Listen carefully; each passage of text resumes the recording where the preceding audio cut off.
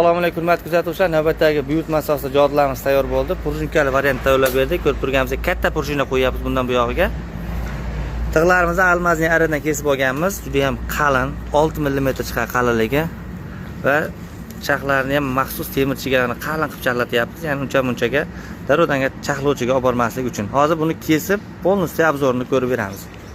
Hozir mana shu qurib qashayotgan qattiq o'tni ham kesib ko'ramiz va yangi o'rilgan o'tni ham kesib ko'ramiz. Qaqshab turgan quruq o't.